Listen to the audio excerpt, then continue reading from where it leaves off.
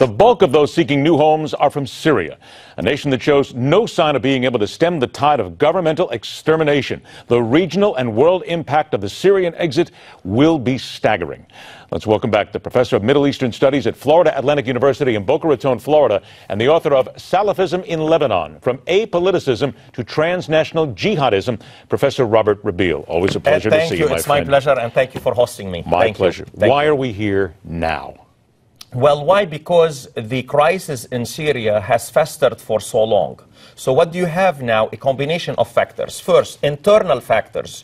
You have many who are internally displaced. Now they are asking this question, what we are going to do? We need to make a living. We need to secure a future for our children. We need to leave. So we are seeing now more people leaving Syria. Second, you have the regional countries, especially Jordan and Lebanon, and more particularly Lebanon. Lebanon is a country of 4-point-something million. It received 1.5 million Syrian refugees, and it already has close to 500,000 Palestinian refugees, including those that are from Syria. That's the breaking point. It's tanking Lebanon. So mainly those in Lebanon now, they are saying, listen, the government now has been issuing certain degrees restricting our movement, and now they don't have any more an open borders policy. So what you have now, people now in Lebanon, they are deciding to leave. And leave where? Leave to Europe, because Europe is the closest continent to them. Then let's look at Syria then.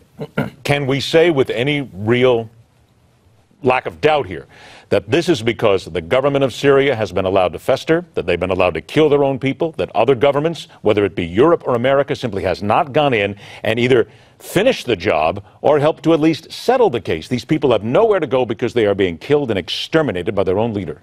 I agree with what you have said with settle the case. Mainly United States and European and other countries, especially the regional countries, they haven't been able to go ahead and settle the case. Now, let me highlight one thing now, and I've been very much a strong opponent and critic of the Syrian regime. The Syrian regime now has only 25% of the territory of Syria. So you are talking about 75% of the territory of Syria under the opposition. And the problem now, who are the opposition? ISIS, Al-Nusra Front, Ahrar al-Sham, and others. And this is where we have a failure. And failure first and mostly by the regional countries, Saudi Arabia, Qatar, and Turkey. I'm going to stop you there. Those countries that you just mentioned, because that's key. We don't hear much about them. They are right smack dab at the core of all this, ground zero, if you will. They're not doing anything. I don't see money. We don't see help. We don't see any concern whatsoever. I think their idea is basically, go ahead, walk away. We don't give a damn. Well, let me tell you this. The Saudi are good as, this is a check, and I don't want to deal with it. And this is how it has been going. And it has been terrible because they have the land and they have the money. Now, they are being given money. The Kuwaiti are given money. But this is really falls short from helping their Arab brethren. Technically, it's tiny money. It really can't help now. Well, the #1 countries that gave the refugees is United States, over $4 billion. Absolutely. And nobody matched United States in giving the refugees.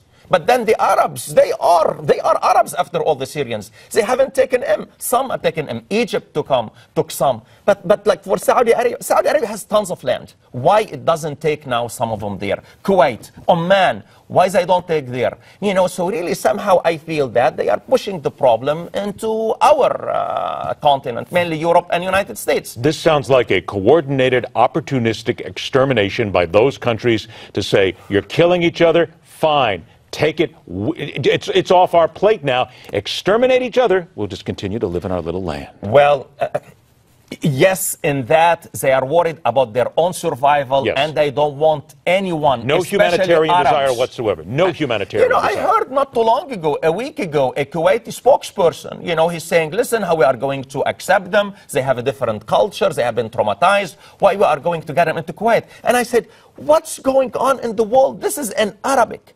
And he came from a country that was given back to him by United States. And he's speaking like that about certain Syrian refugees who are Arabs. And this is, for me, is bewildering. And it's tragic. Is it fair once again to say, though, that Europe can't handle this? They can't do it on their own. They don't seem to have the will, nor do they seem to have the money. But I think it mostly comes down to will. They can't do it by themselves. Europe now, they don't have a consensus. But Europe now is facing a very serious problem.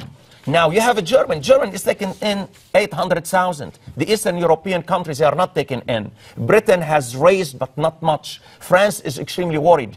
Why? Because they have economic problems and they have demographic problems. Do you see more of the Syrian refugees winding up here in America? Well, yes. They want to come. They want to leave. As I mentioned to you, you have people, especially in Lebanon and Jordan, where now the governments are moving in and issuing new degrees restricting their movements.